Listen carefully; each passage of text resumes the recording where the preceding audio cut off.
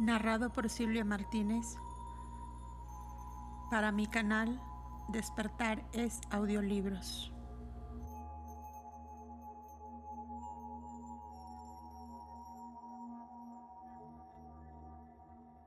Estancia 5. La evolución de la segunda raza. 18. Los hijos de yoga. 19. La segunda raza sin sexo. 20. Los hijos del crepúsculo. 21. La sombra u hombre astral se retira al interior y el hombre desarrolla un cuerpo físico. 18. Los primeros fueron los hijos de yoga, sus hijos, los hijos del Padre Amarillo y de la Madre Blanca. En el comentario posterior, la sentencia se halla traducida como sigue: los hijos del sol y de la luna, los mimados por el éter o el viento.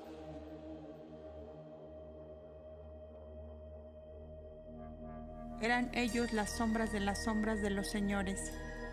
Ellas, las sombras, se dilataron. Los espíritus de la tierra las revistieron. Los las solares las calentaron. Esto es, preservaron el fuego vital en las nacientes formas físicas. Los soplos tenían vida, pero no tenían entendimiento.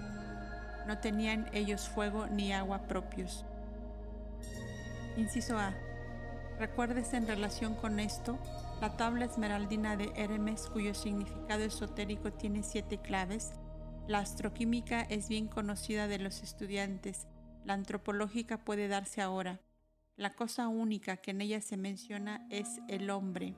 Se dice: el padre de esta cosa una y única es el sol, su madre la luna, el viento la lleva en su seno y su nodriza es la tierra viva.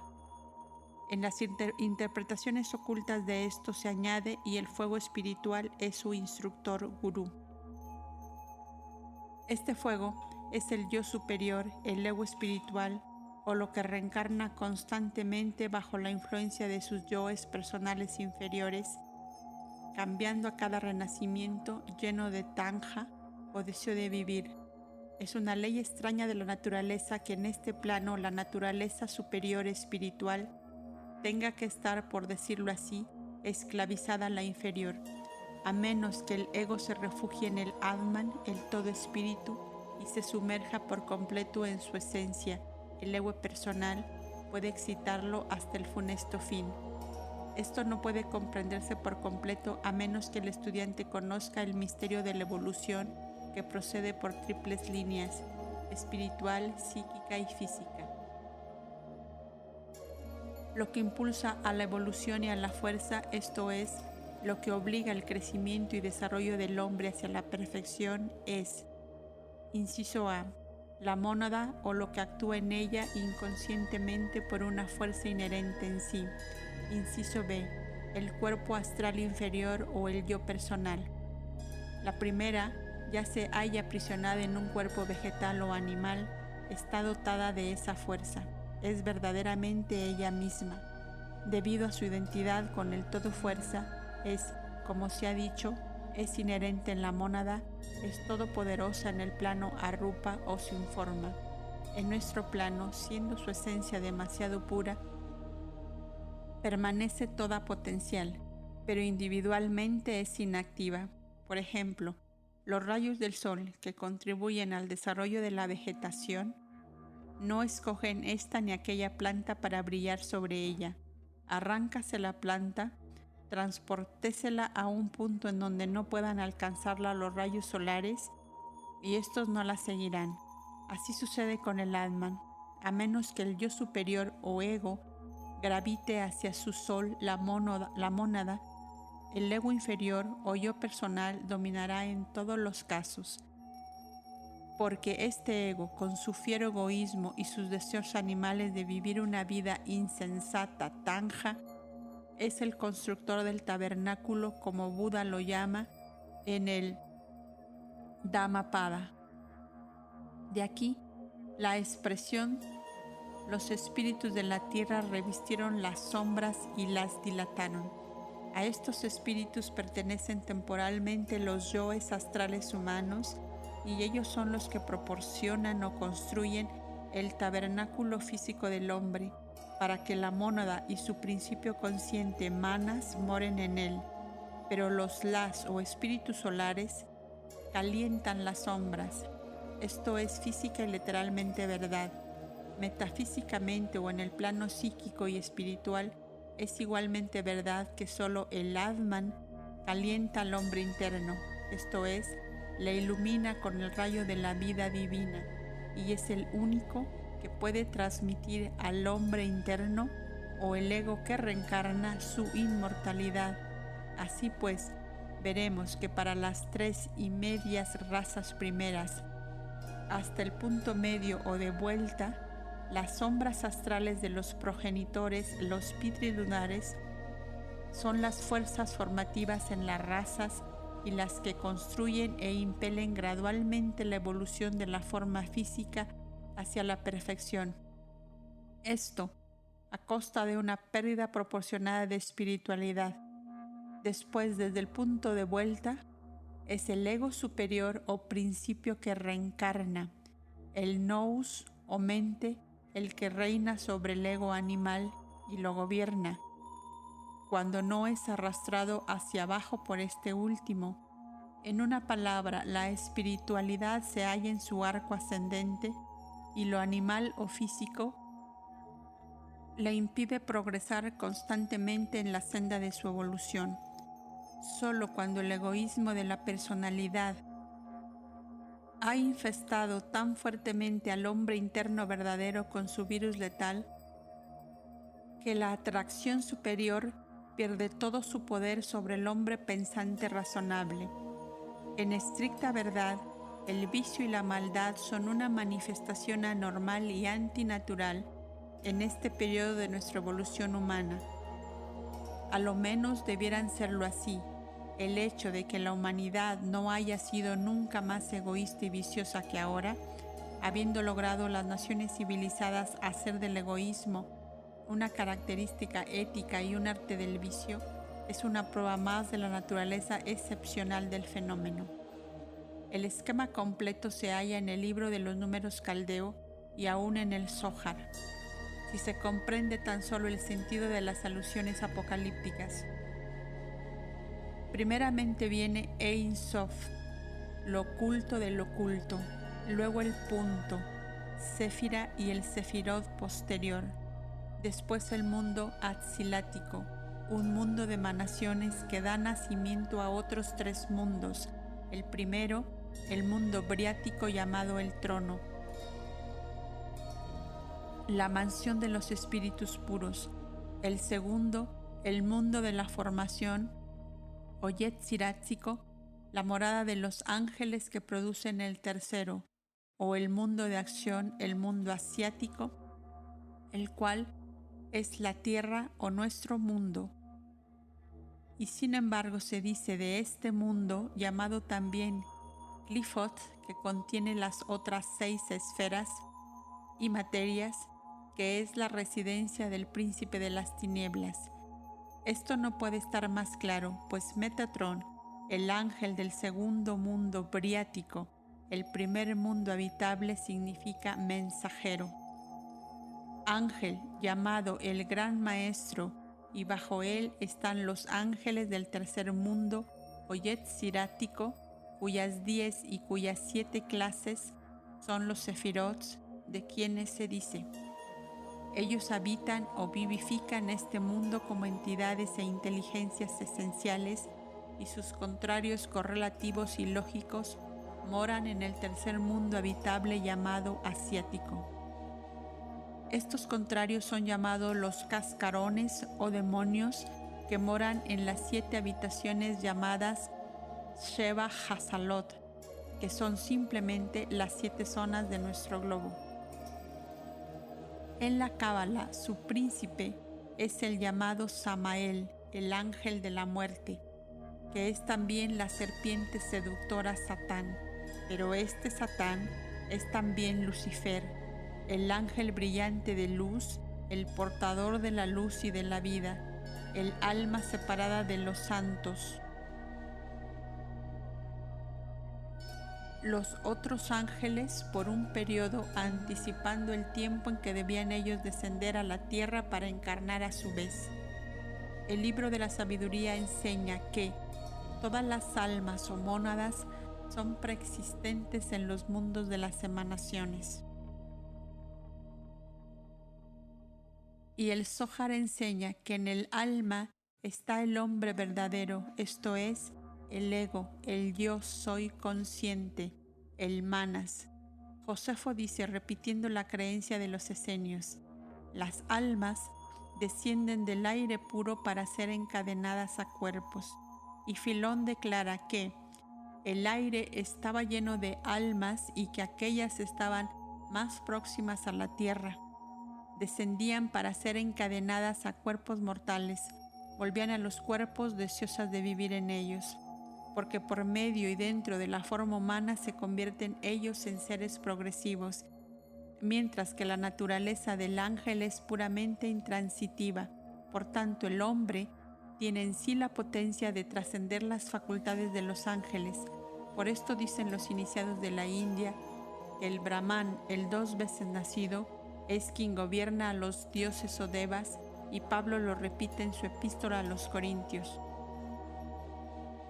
¿No sabéis vosotros que nosotros, los iniciados, juzgaremos a los ángeles?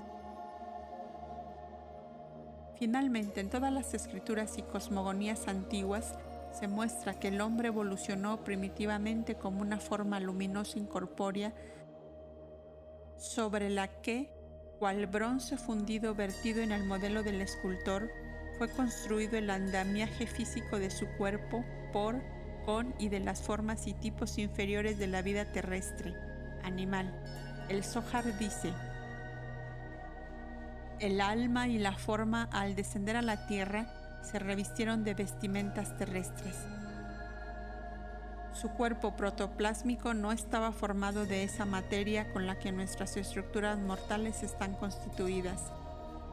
Cuando Adán moraba en el jardín del Edén, se hallaba revestido de la vestimenta celestial, que es la vestimenta de luz celestial, luz de aquella luz que se usaba en el jardín del Edén. El hombre, el Adán celeste, fue creado por los 10 sefirot del mundo yetzirático y los 7 ángeles de un mundo aún más inferior, e engendraron por su poder común al Adán terrestre. Primero cayó Samael, y luego, engañando al hombre, causó también su caída. Inciso B. La frase «eran ellos las sombras de los señores», esto es, que los progenitores crearon al hombre de sus propios cuerpos astrales, explica una creencia universal. En Oriente se atribuye a los devas las carencias de sombras propias. Los devas no daban sombras. Este es el signo seguro de un espíritu bueno y santo. Inciso C. ¿Por qué no tenían ellos ni fuego ni agua propios? Porque lo que el hidrógeno es a los cuerpos simples y gases en el plano objetivo, es su noumeno en el mundo de los fenómenos mentales o subjetivos, dado que su naturaleza trina latente es reflejada en sus 3 emanaciones activas de los 3 principios superiores del hombre, a saber, espíritu, alma y mente, o alma, buddhi y manas, es la base espiritual y también la material humana.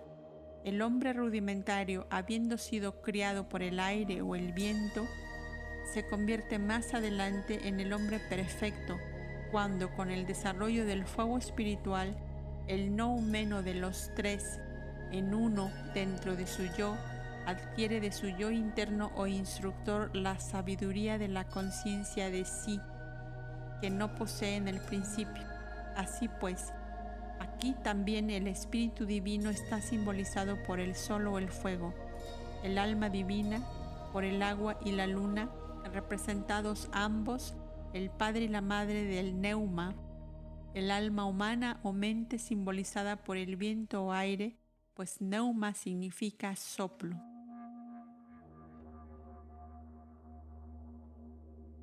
Nota de la autora: ¿por qué no tenían ellos ni fuego ni agua propios?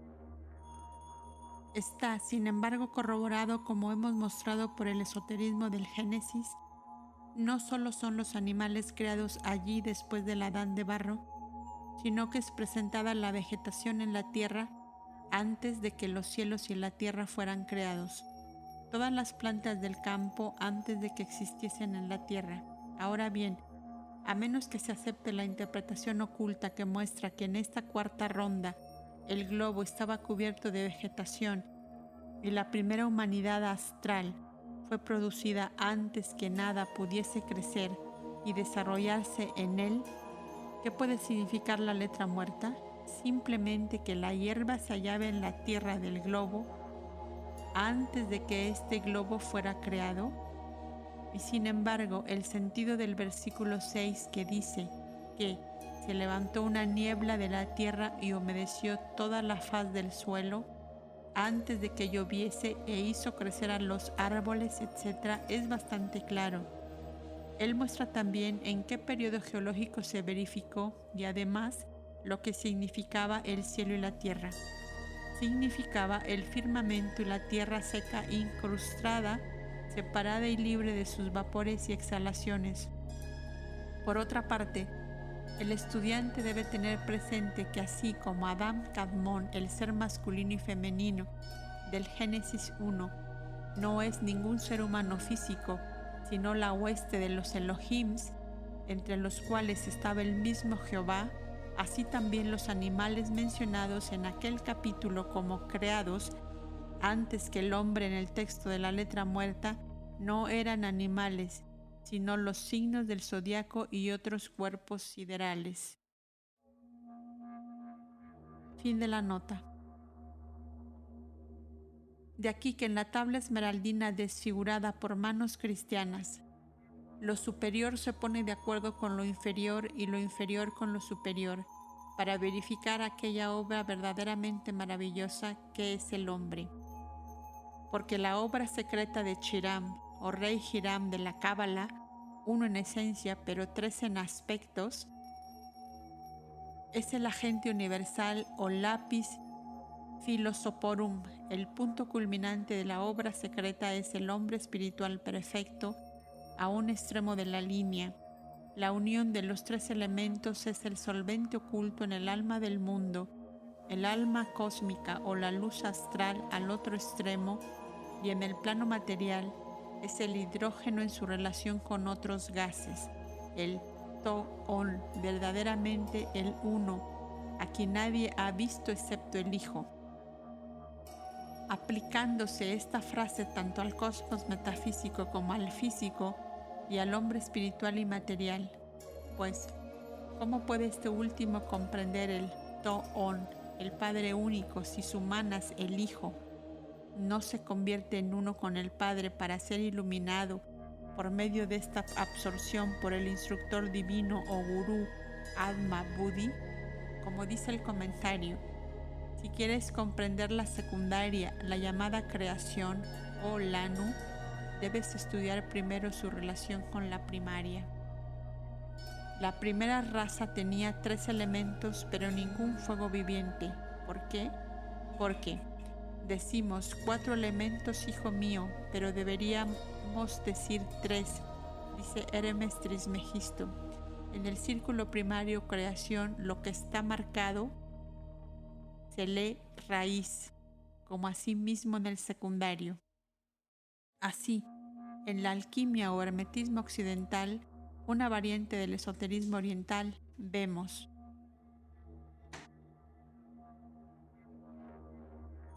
azufre, flama spiritus, mercurio, natura aqua, sal, mater sanguis, y estos tres son todos cuaternarios completados por su raíz, el fuego. El espíritu más allá de la naturaleza manifestada es el soplo ígneo en su unidad absoluta. En el universo manifestado es el sol central espiritual, el fuego eléctrico de toda la vida. En nuestro sistema es el sol visible, el espíritu de la naturaleza, el Dios terrestre, y sobre y alrededor de la tierra, el espíritu ígneo de la vida misma. aire, fuego fluídico, agua, fuego líquido, tierra, fuego sólido. Esto es fuego, ignis en su constitución última o yo, cuya raíz es cero o la nada. En nuestro concepto, el todo en la naturaleza y su mente prometor es el fuego divino, es el creador, el destructor y el preservador.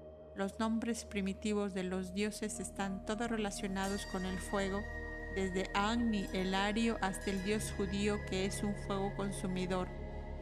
En la India, Dios es llamado en varios dialectos: Easur, Esur, Iswur e Isvara en sánscrito, el señor de Isa, pero este es primitivamente el nombre de Shiva, el destructor, y los tres dioses védicos principales que son Agni, Ignis, Vayu y Surya, el fuego, el aire y el sol, tres grados ocultos del fuego. En el hebreo, Hasa significa iluminar y Asa es el fuego. En ocultismo, encender un fuego es sinónimo a la evocación de uno de los tres grandes poderes del fuego o ir a Dios. En sánscrito, la raíz Ush es fuego o calor, y la palabra egipcia Osiris es un compuesto, como lo ha mostrado Schelling, de los dos Ais o Asr primitivos o fuego encantador. En el antiguo etrusco, Aesar significa un dios, derivándose acaso de la Asura de los Vedas. Isvara es un término análogo, como creía el Dr. Kennelly, quien cita el Bhagavad Gita al efecto de que Isvara reside en todo ser mortal y pone en movimiento por sus poderes sobrenaturales todas las cosas que suben la rueda del tiempo. Es el creador y el destructor en verdad. El fuego primitivo se suponía que tenía un apetito insaciable para devorar. Máximo de Tiro cuenta que los antiguos persas arrojaban al fuego materia combustible y gritaban: «Devora, oh Señor». En el lenguaje irlandés, Easum o Asam significa hacer o crear.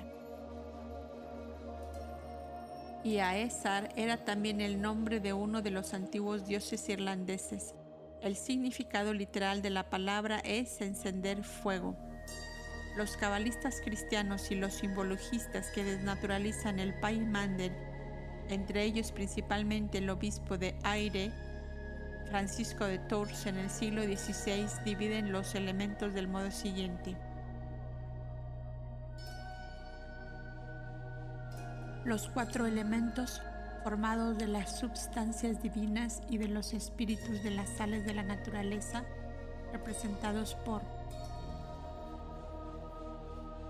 San Mateo, ángel hombre; Jesucristo, ángel hombre Miguel.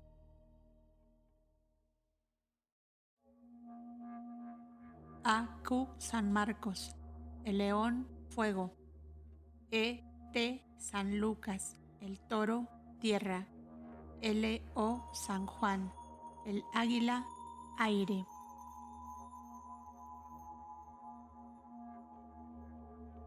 H. La quinta esencia. Flama Virgo, aceite virgen. Flama durísima, Virgo lucis aeterna mater. Los hombres de la primera raza fueron, pues, simplemente las imágenes, los dobles astrales de sus padres, que eran las avanzadas o las entidades más adelantadas de una esfera anterior, aunque inferior, cuyo cascarón es ahora nuestra luna. Pero hasta este cascarón es todo potencial, pues la luna, habiendo engendrado la tierra, fantasma trató, atraída por afinidad magnética, de formar sus primeros habitantes, los monstruos prehumanos.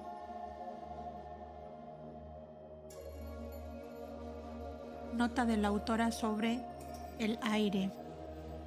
A los que preguntasen qué tiene que ver el hidrógeno con el aire o la oxigenación, se contesta: estudiad primero el ABC de la alquimia oculta. En su ansiedad, sin embargo, de identificar el Paimander, la boca del misterio, con San Juan el Bautista proféticamente, los simbologistas cristianos identifican así De igual modo, los 7 Kabiri y los toros asirios con los querubines de los judíos y los apóstoles. Teniendo, sin embargo, que trazar una línea de demarcación entre los 4 y los 3, siendo estos últimos los ángeles caídos, y por otra parte, para evitar el relacionar con estos los 7 espíritus de la faz, los arcángeles desecharon sin ceremonia todo lo que no les convenía reconocer. De aquí la perversión en el orden de los elementos, para que encajase con el orden de los evangelios y para identificar al ángel hombre Cristo. Entre los caldeos y los egipcios, de quienes Moisés tomó los cherub, querubines en su forma animal, y entre los sofitas, los ángeles, los planetas y los elementos, eran simbolizados mística y alquímicamente por el león Miguel, el toro Uriel, el dragón Rafael, el águila Gabriel, el oso Tot Sabaoth, el perro Erataoth, la mula Uriel o Tantabaoth. Todos estos tienen un sentido calificativo. Fin de la nota. Para asegurarse de esto, el estudiante tiene que dirigirse de nuevo a los fragmentos caldeos y leer lo que dice Beroso. Beroso obtuvo sus informes, según nos dice, de Ea, la deidad masculino-femenina de la sabiduría, al paso que los dioses eran engendrados en el seno andrógino de esta sabiduría. Babat, madre espacio, sus reflejos se convirtieron en la tierra, en la mujer homoroca, que es la Tabat o Talat caldea, la Talasa griega, el abismo o el mar, que esotéricamente y hasta exotéricamente es la luna. La luna, Homo Oca, fue la que presidió sobre la creación monstruosa de seres no descritos que fueron muertos por los Yani.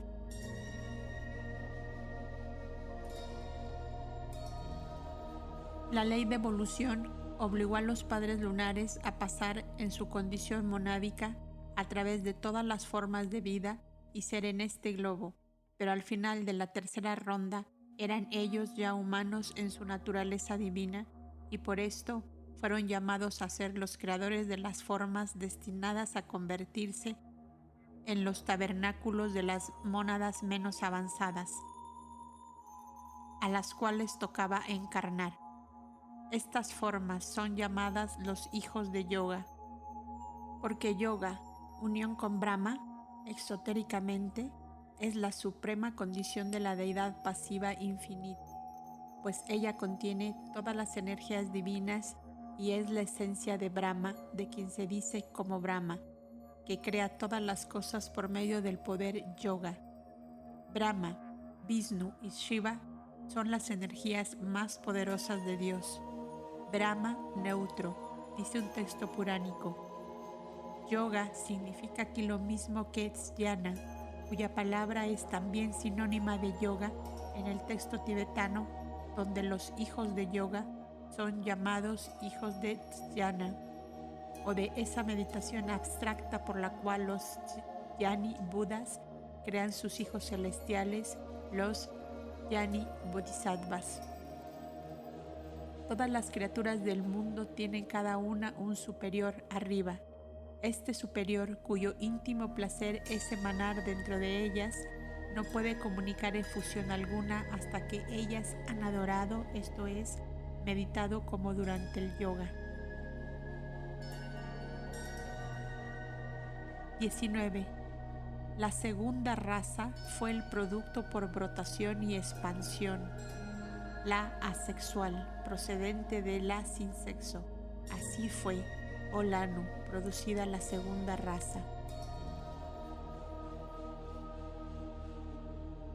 Lo que será más combatido por las autoridades científicas es esta raza asexual, la segunda, los padres de los llamados nacidos del sudor y quizás aún más la tercera raza, los andróginos nacidos del huevo.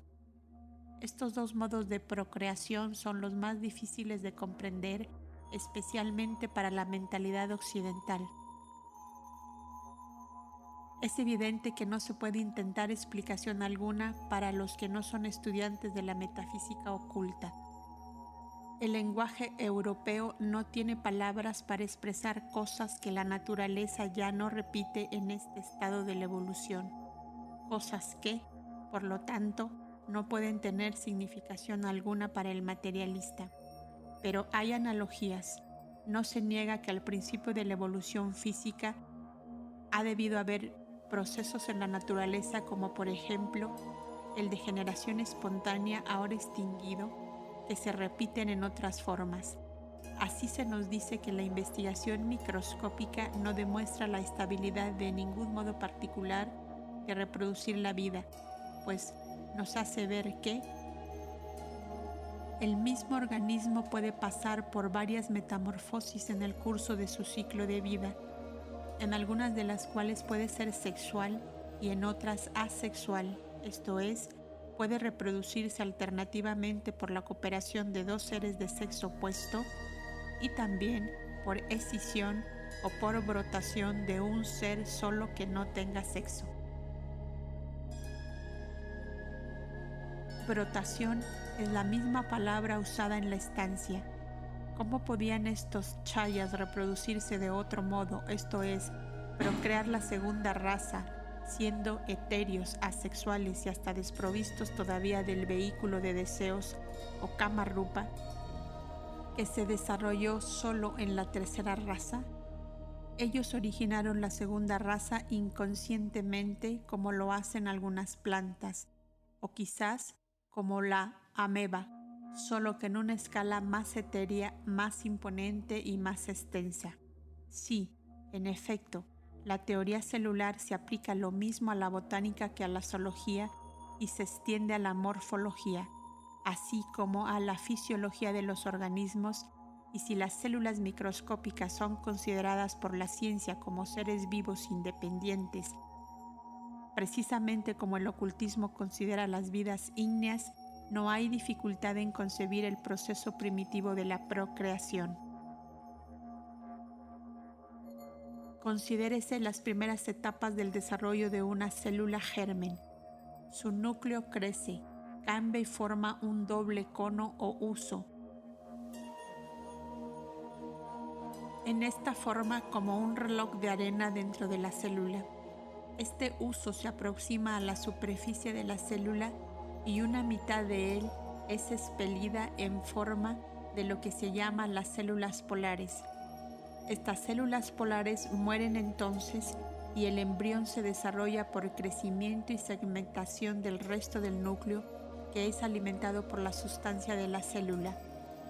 ¿Por qué entonces no podría haber vivido así seres humanos y haber sido creados de este modo en el principio mismo de la evolución humana y mamífera? Esto puede, quizás, servir como analogía para dar una idea del proceso por medio del cual se formó la segunda raza de la primera. La forma astral que revestía la mónada estaba envuelta como lo están aún por su esfera u aura ovoide, que aquí corresponde a la substancia de la célula germen u óvulo.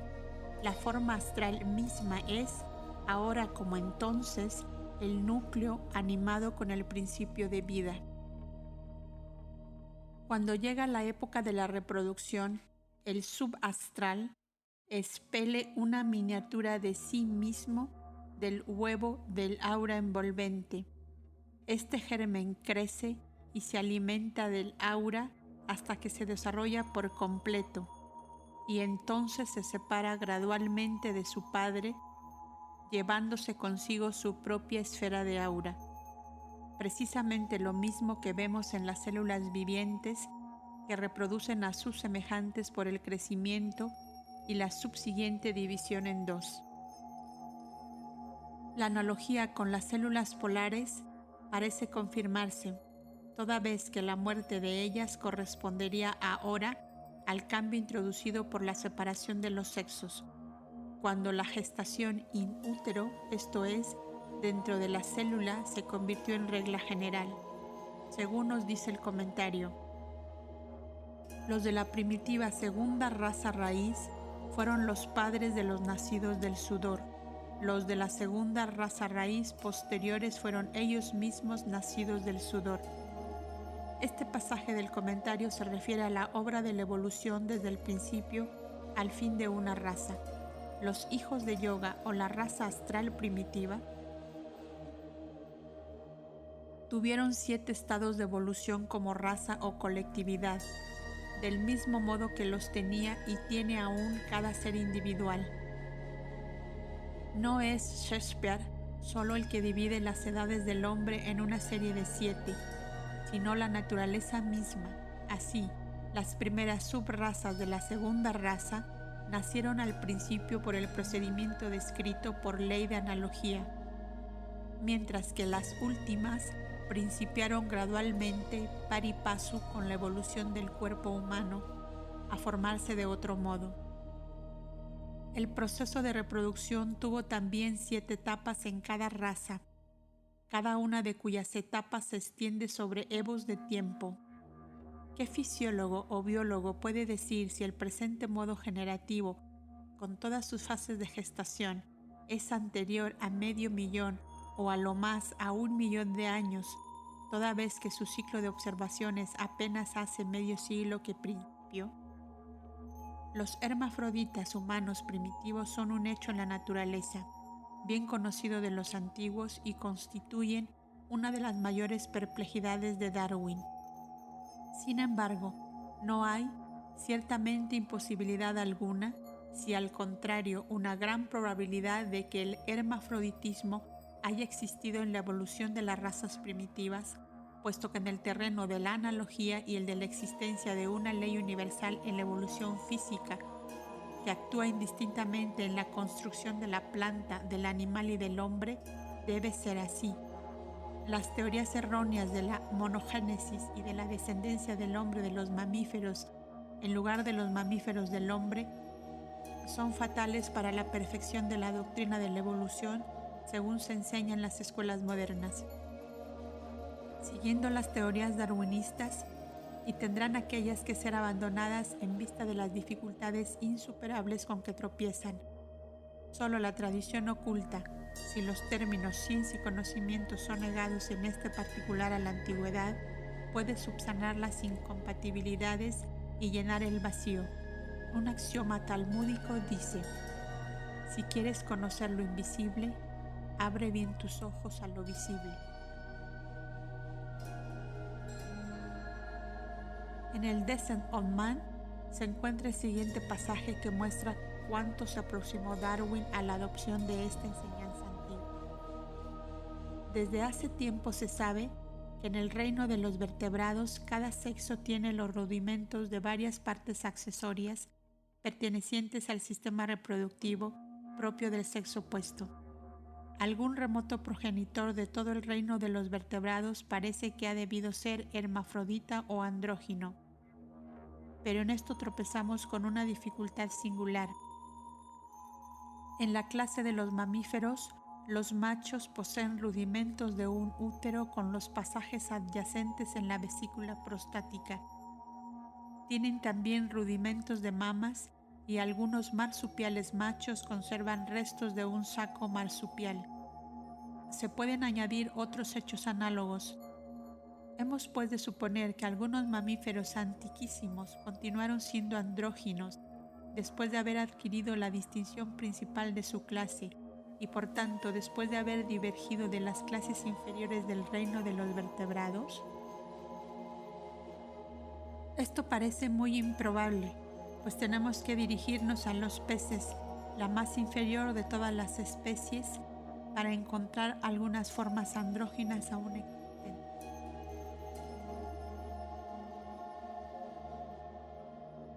Es evidente que Mr. Darwin se hallaba muy poco inclinado a adoptar la hipótesis que los hechos tan forzosamente sugieren, a saber, la de un tronco andrógino primitivo del que provino el mamífero.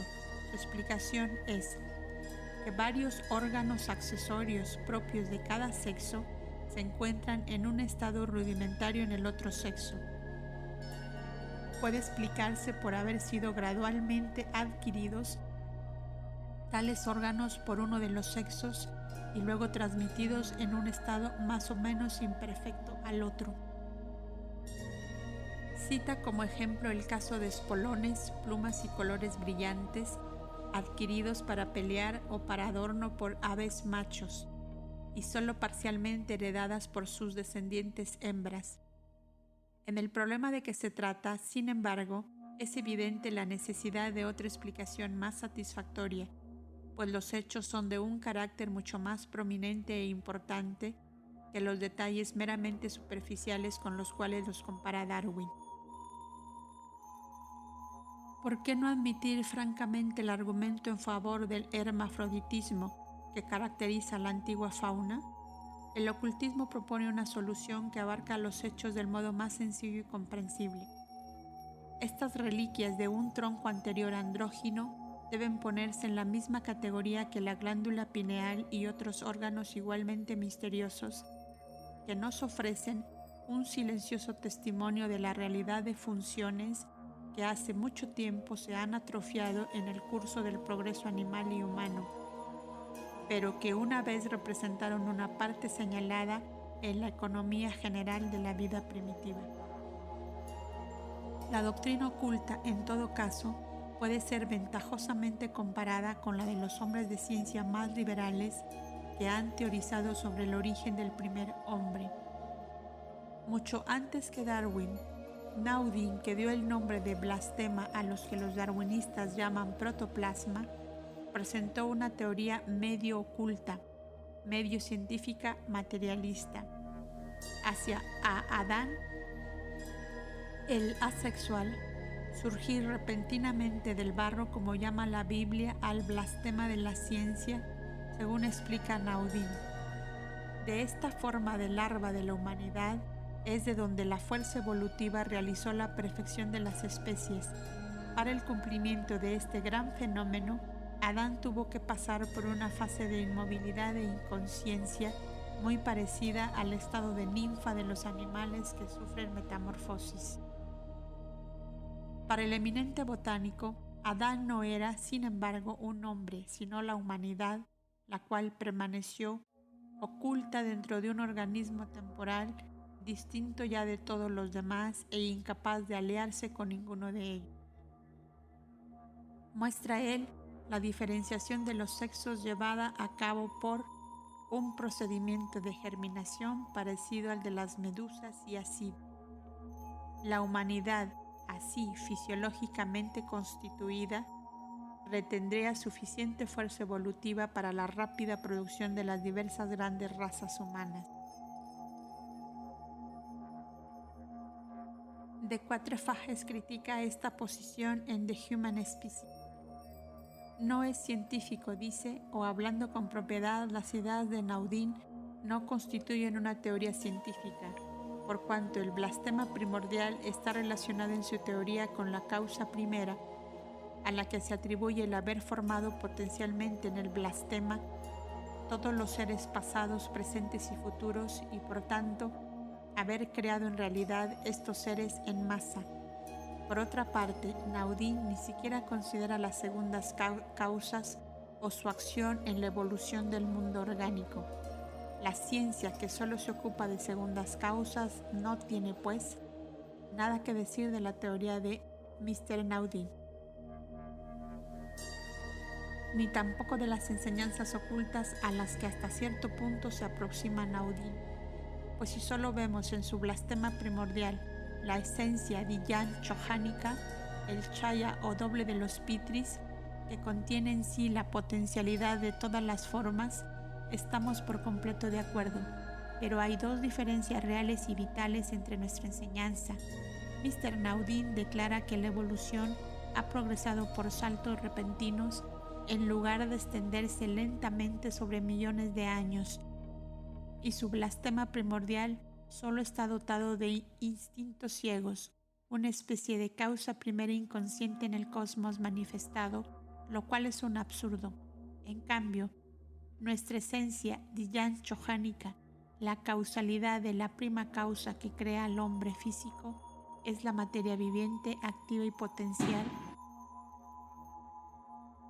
impregnada per se con la conciencia animal de una clase superior, semejante a la que se ve en la hormiga y el castor, que produce la larga serie de diferenciaciones fisiológicas. Aparte de esto, su procedimiento general antiguo de creación desde los protoorganismos es tan oculto como pudiera serlo cualquier teoría de Paracelso o de Conrad. Por otra parte, las obras cabalísticas están llenas de pruebas de esto. El Zohar, por ejemplo, dice que todos los tipos del universo visible tienen sus prototipos en el invisible. Todo lo que existe en el mundo inferior, el nuestro, se encuentra en el superior. Lo inferior y lo superior accionan y reaccionan uno sobre otro.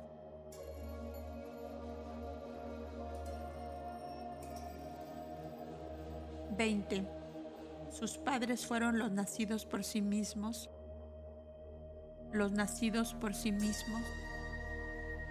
chayas procedentes de los brillantes cuerpos de los señores, los padres, los hijos del crepúsculo.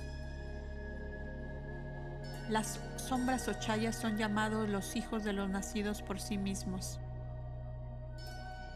dado que este último nombre se aplica a todos los dioses y seres nacidos por medio de la voluntad, ya sea de la deidad o del adepto. A los homúnculos del Paracelso se les podría dar también quizás este nombre, aun cuando este último proceso es en un plano mucho más material. El nombre, hijos del crepúsculo, muestra que los progenitores nacidos por sí mismo de nuestra doctrina son idénticos a los pitris del sistema brahmánico, dado que el título es una referencia a su manera de nacer. Estos pitris se dice que salieron del cuerpo del crepúsculo, que es lo que se declara en los Puranas. 21. Cuando la raza se hizo vieja, las aguas antiguas se mezclaron con las aguas más recientes. Cuando sus gotas se enturbiaron, se desvanecieron y desaparecieron en la nueva corriente, en la cálida corriente de la vida. Lo externo de la primera se convirtió en lo interno de la segunda. El ala vieja vino a ser la sombra nueva y la sombra del ala. Inciso A. La antigua raza o primitiva se sumió en la segunda raza y se hizo una con ella. B. Inciso B. Este es el misterioso proceso de la transformación y evolución de la humanidad. El material de las primeras formas, umbrío, eterno y negativo, fue atraído o absorbido al interior y se convirtió así en el complemento de las formas de la segunda raza. El comentario explica esto diciendo que, como la primera raza estaba sencillamente formada por las sombras astrales de los progenitores creativos y no tenía, por supuesto, ni cuerpo astral ni físico por sí misma, la raza nunca murió. Sus hombres se disolvieron gradualmente, siendo absorbidos en los cuerpos de su propia progenie nacida del sudor, más sólidos que los suyos. La antigua forma se desvaneció, fue absorbida y desapareció en la nueva forma más humana y física. No había muerte en aquellos días de un periodo más dichoso que el de la Edad de Oro, sino que el material primero o padre era utilizado para la formación del nuevo ser, para formar el cuerpo y hasta los principios o cuerpos internos e inferiores de la progenie. Inciso C. Cuando la sombra se retira, esto es, cuando el cuerpo astral se oculta en carne más sólida, el hombre desarrolla un cuerpo físico. El ala o forma etérea que producía su sombra e imagen se convirtió en la sombra del cuerpo astral y su propia progenie. La expresión es extraña y original. Como podrá suceder que no hay ocasión de referirnos más adelante a este misterio, conviene que desde luego señalemos el doble significado que contiene el mito griego que se relaciona con esta fase particular de la evolución. Encuentras en las diversas variantes de la alegoría de Leda y sus dos hijos, y sus dos hijos, Castor y Pollux, cada una de cuyas variantes tiene un significado especial.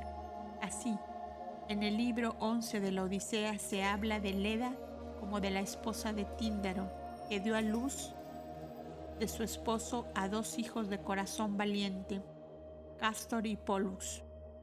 Júpiter los dota con un don y privilegio maravillosos.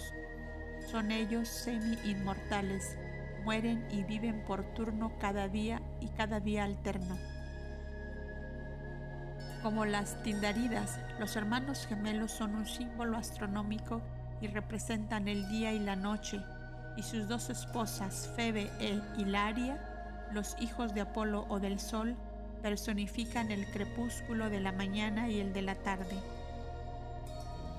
Además, en la alegoría, en donde se muestra a Zeus como padre de los dos héroes nacidos del huevo que Leda da a luz, el mito es por completo teogónico. Tiene él relación con el grupo de alegorías cósmicas en que se describe al mundo como nacido de un huevo. Leda asume en la alegoría la forma de un cisne blanco. Cuando ella se une al cisne divino o Brahma Kalahamsa, Leda es, por tanto, el ave mística a la cual se atribuye, en las tradiciones de varios pueblos de raza aria, diversas formas ornitológicas de aves que todas ponen huevos de oro.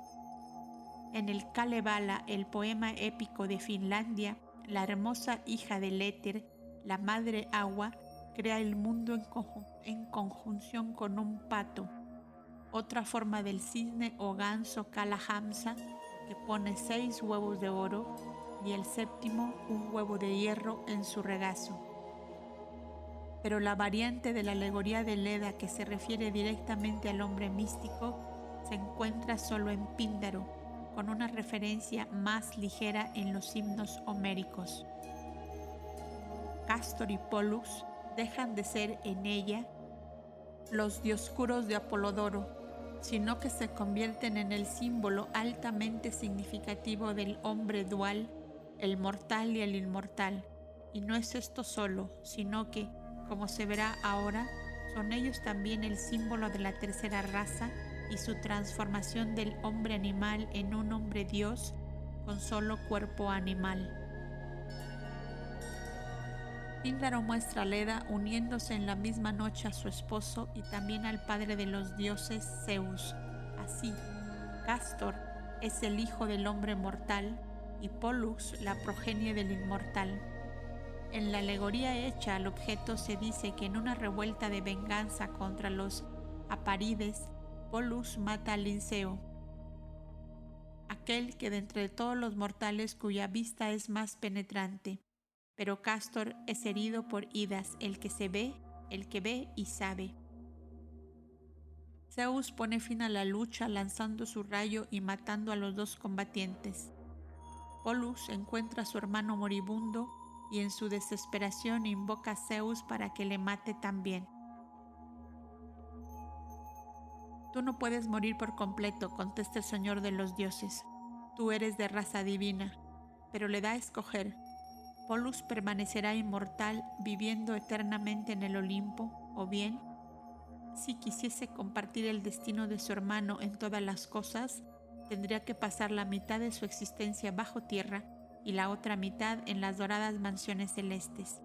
Esta semi-inmortalidad, de la que también participaría Castor, es aceptada por Pollux, y de este modo viven ambos hermanos alternativamente, el uno durante el día y el otro durante la noche.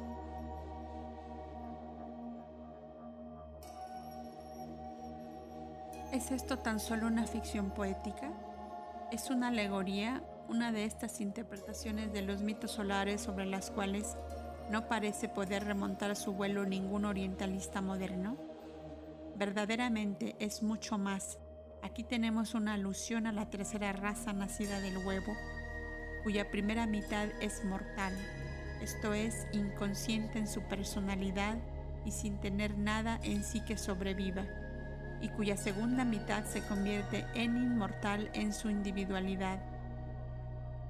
Por razón de su quinto principio, llamado a la vida por los dioses animadores y que relaciona así a la mónada con esta tierra.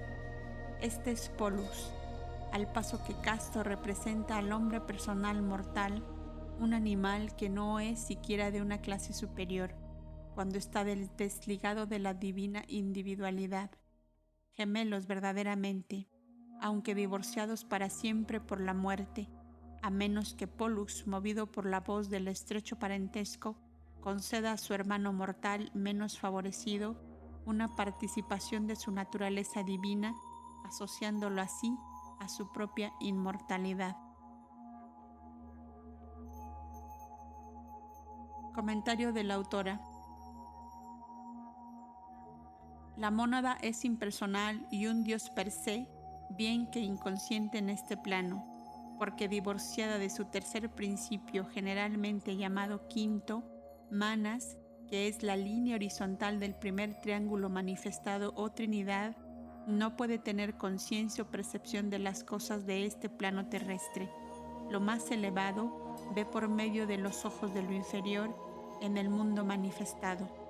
Purusha, espíritu, permanece ciego sin la ayuda de Prakriti, materia, en las esferas materiales. Y así sucede con Atma, Buddhi, sin manas. Fin del comentario.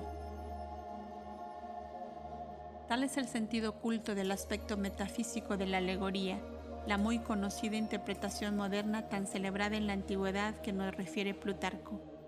Como simbolismo del amor fraternal, a saber que era la imagen del sol y de la luna tomada del espectáculo de la naturaleza, es débil e inadecuada para explicar el significado secreto, además de que la luna entre los griegos era femenina en la mitología exotérica y por tanto no podría considerarse como Castor y ser al mismo tiempo identificada con Diana. Los antiguos simbologistas que consideraban al sol como rey de todos los orbes siderales, imagen visible de la deidad más elevada, no lo hubiesen personificado por Polus, que era tan solo un semidios. Si de la mitología griega pasamos a las alegorías y simbolismos mosaicos, encontraremos una corroboración aún más sorprendente de la misma doctrina bajo otra forma. Aunque no podemos encontrar en ellos al nacido del huevo, encontraremos, sin embargo, de un modo inequívoco en los 4 primeros capítulos del Génesis, los andróginos y las 3 razas primeras de la doctrina secreta, ocultas bajo la simbología más ingeniosa. Nota de la autora sobre Castor y Pollux. Esta idea e interpretación extraña son aceptadas por Charme en su mitología de la Grecia antigua. Castor y Pollux, dice, no son más que el sol y la luna concebidos como gemelos. El sol, ser poderoso e inmortal que desaparece todas las tardes del horizonte y desciende bajo la tierra como si quisiera dejar el sitio al orbe hermano que viene a la vida con la noche. Es Pollux, que se sacrifica por Castor, quien siendo inferior a su hermano le debe su inmortalidad, pues la luna, dice Teofrastro, es otro sol, aunque más débil. Fin del comentario.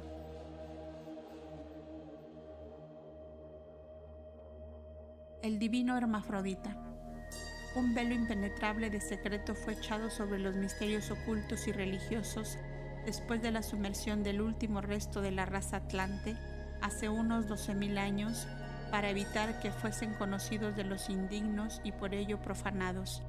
Varias de estas ciencias son ahora exotéricas, como la astronomía, por ejemplo, en sus aspectos puramente matemáticos y físicos. Pero sus dogmas y doctrinas, estando todas simbolizadas y dejadas a la sola guarda de la parábola y alegoría, han sido olvidadas y por esto su significado se ha pervertido. Sin embargo, el hermafrodita se encuentra en las escrituras y tradiciones de casi todas las naciones. ¿Por qué, pues, un acuerdo tan unánime si el caso es solo una ficción? Bajo el manto de este secreto, la quinta raza fue inducida al establecimiento, o más bien al restablecimiento de los misterios religiosos en que pudiesen enseñarse las antiguas verdades a las generaciones futuras, bajo el velo de la alegoría y del simbolismo. Contemplad el testigo imperecedero de la evolución de las razas humanas, desde la raza divina y especialmente desde la andrógina, la esfinge egipcia, ese enigma de las edades, la sabiduría divina encarnándose en la tierra y forzada a probar el amargo fruto de la experiencia personal del dolor y del sufrimiento, engendrados en la tierra solo a la sombra del árbol del conocimiento del bien y del mal, secreto conocido tan solo de los Elohims, los dioses superiores iniciados por sí mismos. En el libro de Enoch tenemos a Adán, el primer andrógino divino, separándose en hombre y mujer y convirtiéndose en Jeba, en una forma o raza, o Caín y Abel, varón y hembra, y en su otra forma o raza, el Jehová de doble sexo, eco de su prototipo ario Brahma Bach, después de la cual vienen la tercera y cuarta raza raíces de la humanidad, esto es, razas de hombres y mujeres o individuos de sexos opuestos, no ya semiespíritus y andróginos sin sexo, como las dos razas que la precedieron. Este hecho es aludido en todas las antropogonías, se le encuentra en la fábula y en la alegoría, en el mito, en las escrituras reveladas, en la leyenda y en la tradición, porque de todos los grandes misterios heredados por los iniciados desde la remota antigüedad, este es uno de los mayores. Explica el elemento bisexual que se ve en toda deidad creadora, en Brahma Viraj Bach, como en Adán, Jehová, Eva, y también en Caín, Jehová, Abel, pues el libro de las generaciones de Adán no menciona siquiera a Caín y Abel, sino que solo dice, macho y hembra los crió, y les dio el nombre de Adán. Y luego prosigue diciendo, y Adán engendró un hijo a su semejanza conforme a su imagen, y le dio el nombre de Set, después de lo cual engendra otros hijos e hijas, probando así que Caín y Abel son sus propias permutaciones alegóricas. Adán representa la primera raza humana, especialmente en su sentido cosmos-sideral. No sucede lo mismo, sin embargo, en su significado teoantropológico. El nombre compuesto de Jehová o Jehová, significando vida masculina y vida femenina, primero andrógino, luego separado en sexos, se emplea en este sentido en el Génesis desde el capítulo 5 en adelante, como dice el autor de Source of the Measures. Las dos palabras, o la fuente de las medidas, las dos palabras de que está compuesto Jehová completan la idea original del macho-hembra como el origen del nacimiento. Porque la letra hebrea Yod era el membrum virile y Jehová era ella, la madre de todo lo viviente o la procreadora, la tierra y la naturaleza. El autor cree, por tanto, que se ve que el uno perfecto, el círculo perfecto femenino o yoni, 20.612 numéricamente, como origen de las medidas, toma también la forma del origen del nacimiento como hermafrodita, de aquí la forma y uso fálicos. Precisamente solo que la forma y uso fálicos vinieron largas edades después, y el significado primordial original de Enos, el hijo de Set, era la primera raza nacida del modo usual presente del hombre y de la mujer, pues Set no es un hombre, sino una raza. Antes de él, la humanidad era hermafrodita, en tanto que Set es el primer resultado fisiológicamente después de la caída. Es también el primer hombre, de aquí que a su hijo Enus se le mencione como el hijo del hombre. Set representa la última parte de la tercera raza.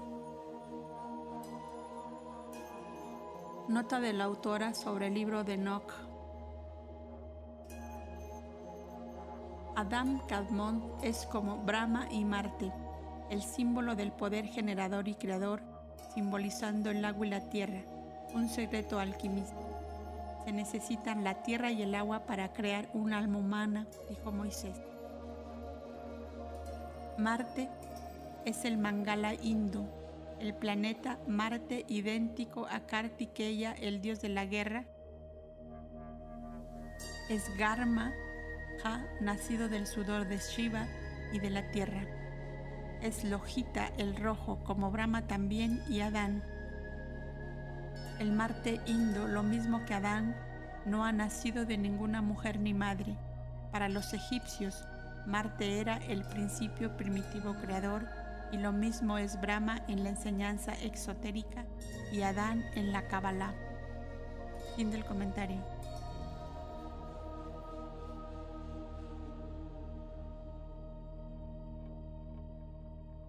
Para ocultar el verdadero misterio del nombre de Ein Sof, la cosa ilimitada y eterna, los cabalistas han presentado el atributo apelativo compuesto de uno de los Elohims personales creadores, cuyo nombre era Yah o Jah, las letras I o J o, y son intercambiables, o Ja, Jobá, esto es macho y hembra, Han Ebe, un hermafrodita, o la primera forma de la humanidad, el Adán original de tierra, ni siquiera Adam Kadmon, cuyo hijo nacido de la mente es el Ja-Jobá terrestre místicamente. Y sabiendo esto, el astuto rabino cabalista ha hecho de él un nombre tan secreto que no pudo divulgarlo más adelante sin exponer todo el esquema, y así es que se vio obligado a hacerlo sagrado. Cuán próxima es la identidad entre Brahma y Prajapati, y Jehová Sefirot, entre Brahma Viraj y Jehová Adam. Solo la Biblia y los Puranas comparados pueden mostrarlo. Analizados y leídos a la misma luz, proporcionan una gran evidencia de que son dos copias del mismo original, hechas en dos periodos muy distantes uno de otro. Compárese también en relación con este asunto el Génesis 4, 1 y 26 y Manu 1:32, y ambos darán su significado. En Manu, Brahma, que como Jehová o Adán en el Génesis es a la vez hombre y Dios, divide su cuerpo en macho y hembra y representa en su sentido esotérico la personificación simbólica del poder creador generador, a la vez divino y humano. El Zohar presenta pruebas aún más convincentes de identidad, al paso que algunos rabinos repiten palabra por palabra ciertas expresiones de los originales de los Puranas. Verbigracia, la creación del mundo que se considera generalmente en los libros brahmánicos, que es lila, el placer o el deporte, el recreo del supremo creador. Vis Ryu, siendo así sustancia discreta e indiscreta, espíritu y tiempo, se recrea como un muchacho alegre, como podéis conocer, escuchando sus travesuras.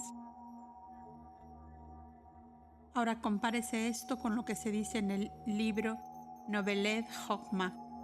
Los cabalistas dicen que la venida a la existencia de los mundos tuvo lugar por el placer, en el cual Ein Sof se regocijaba en sí mismo y resplandecía e irradiaba de sí mismo a él mismo, todo lo cual se llama placer.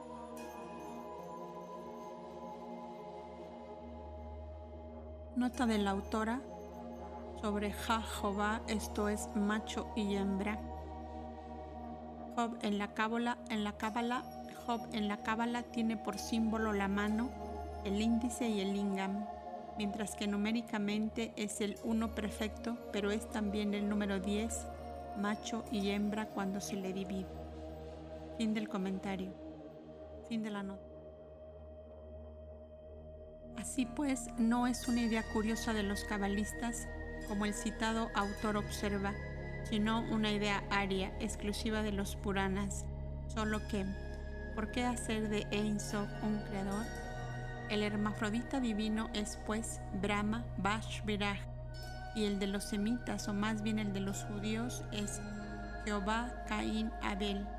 solo que los paganos eran y son más sinceros y francos que lo eran los últimos israelitas y rabinos, quienes indudablemente conocían el verdadero significado de su deidad exotérica.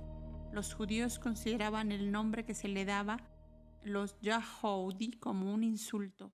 Sin embargo, tienen ellos, o tendrían si quisieran, un derecho tan indiscutible a llamarse Yahoudi Jaobianos, como los brahmanes a llamarse brahmanes según su deidad nacional, pues Jehová es el nombre genérico de aquel grupo jerarquía de ángeles planetarios creadores bajo cuya estrella ha evolucionado su nación. Es uno de los Elohims planetarios del grupo regente de Saturno. Solo el versículo 26 del capítulo 4 del Génesis, cuando se lee correctamente, les daría tal derecho, pues él llama a la nueva raza de hombres salida de Set y Enos, Jehová, que es cosa muy distinta de la traducción adoptada en la Biblia, que es menester leer así. Él también tuvo un hijo, Enos. Después principiaron los hombres a llamarse Ja o Yahová, a saber, hombres y mujeres, los señores de la creación. No hay más que leer el versículo arriba mencionado en el texto original hebreo a la luz de la Cábala para ver que en lugar de las palabras, según aparecen ahora traducidas, la versión correcta debería de ser: entonces principiaron los hombres a llamarse a sí mismos Jehová, y no, entonces principiaron los hombres a implorar el nombre del Señor. Por ser esto último una versión errónea, sea o no intencionada, además el muy conocido pasaje «He conseguido un nombre del Señor» debía leerse «He conseguido un nombre igual a Jehová». Lutero tradució el pasaje de un modo y los católicos romanos muy diferentemente. El obispo Wordsworth lo traduce: Caín, yo he conseguido Caín, de Cani, sí, he conseguido. Lutero, he conseguido un nombre igual al Señor, Jehová. Y el autor de Source of the Misor, yo he medido un nombre igual a Jehová. Esta última es la traducción exacta, porque, inciso A, un famoso rabino, un cabalista, explicó el pasaje a la escritora precisamente de este modo. E inciso B, porque esta versión es idéntica a la de la doctrina secreta del Oriente respecto de Brahma. En Isis sin velo, la escritora explicó que Caín es el hijo del Señor, no de Adán.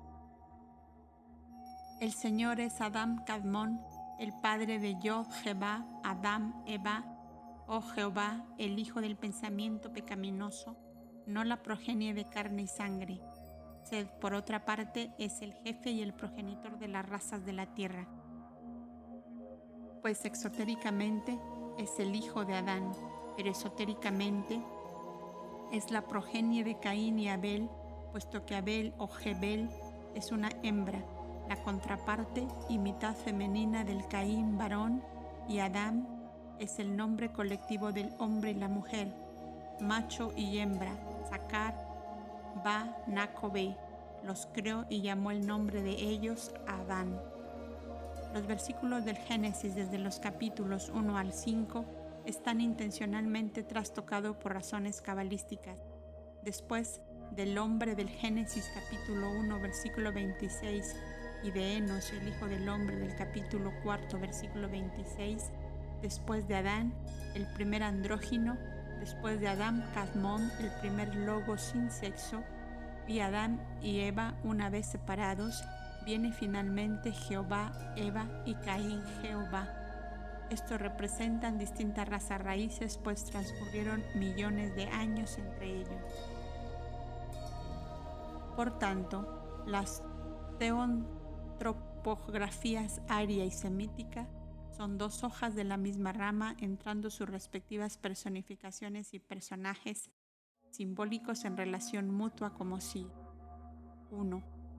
Lo incognoscible mencionado de varios modos en versículos del Rig Veda, tales como nada era, llamado más tarde para Brahman, el Ein, no cosa, o Ein Sof de los cabalistas, y también el Espíritu de Dios que se mueve sobre la faz de las aguas en el Génesis. Todos estos son idénticos. Además, en el Génesis capítulo 1, el versículo 2, está colocado como el versículo 1 en los textos cabalísticos secretos, en donde se continúa con los Elohim creando el cielo y la tierra. Esta mutación deliberada del orden de los versículos era necesaria para fines monoteístas y cabalísticos. La maldición de Jeremías contra aquellos Elohim, dioses, que no habían creado los cielos y la tierra, muestra que había otros Elohim que no habían hecho. 2. El Manu, Payambuba celeste, que surgió de Payambu Narayana, el existente por sí mismo, el Adam Kadmon de los cabalistas y el hombre andrógino del Génesis 1 son también idénticos. 3. Manu, Vayambuba es Brahma o el Logos y él es Adam Kadmon. En el Génesis 4:5 se separa en dos mitades, macho y hembra, convirtiéndose así en Jehová o Jehová Eva. Lo mismo que Manu, Vayambuba o Brahma se divide para convertirse en Brahma Viraj y Vash Viraj, macho y hembra. Todo lo demás de los textos y de las versiones son velos. 4. Vash es la hija de Brahma y es llamada Satarupa, la de 100 formas, y Savitri, generatriz, la madre de los dioses y de todo lo que vive. Es ella idéntica a Eva, la madre de todos los señores o dioses, de todo lo que vive. Además de esto, hay muchos otros significados ocultos. Lo que se haya escrito en Isis sin velo sobre el asunto, aun cuando desparramado y expresado con prudencia, suma en aquel tiempo, es exacto. Explicando esotéricamente la rueda de Ezequiel, se dice que Yod Jehová o Jehová, cuando se considera al ternario en el principio del tetragrama, él expresa la creación divina espiritualmente, esto es, sin ningún pecado carnal. Considerado en el extremo opuesto a lo último, es femenino. El nombre de Eva está compuesto de 3 letras. El de Adán primitivo celeste está escrito con una letra, Chod, Jot o Yod, por tanto no debe leerse Jehová, sino Eva o Eva. El Adán del primer capítulo es el Adán Kadmon espiritual y por tanto andrógino puro. Cuando la mujer sale de la costilla izquierda del segundo Adán de barro, el Virgo puro se separa y cayendo en la generación o el ciclo descendente se convierte en Escorpio, emblema de pecado y materia. Mientras el ciclo ascendente señala las razas puramente espirituales o los 10 patriarcas prediluvianos, los Prajapatis y Sefirots conducidos por la deidad creadora misma, que es Adam Kadmon o Yod Sheva espiritualmente, el inferior Jehová es el de las razas terrestres conducidas por Enoch o Libra. El séptimo, quien por ser semidivino, semiterrestre, se dice que fue cogido vivo por Dios. Enoch, Hermes o Libra son uno.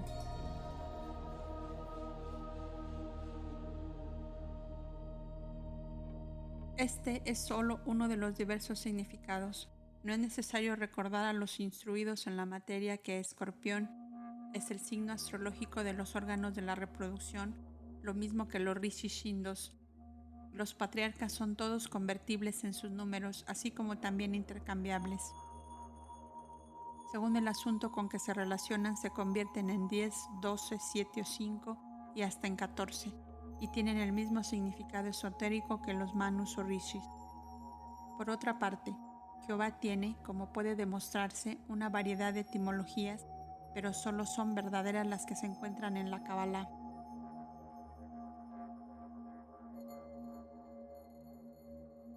Yod-He-Bod-He es el término del Antiguo Testamento y se pronunciaba Yahvah. Inman sugiere que es una contracción de las dos palabras Yaholah, Yahoha o Jaho-Esha. Puntuado es Yod-He-Bod-He, siendo, sin embargo, un capricho rabínico el asociarlo con el nombre Adoní que tiene los mismos puntos. Es curioso y verdaderamente apenas concebible que los judíos leyesen antiguamente el nombre Adoní cuando tenían tantos nombres, de los cuales Geo y Jah constituían una parte.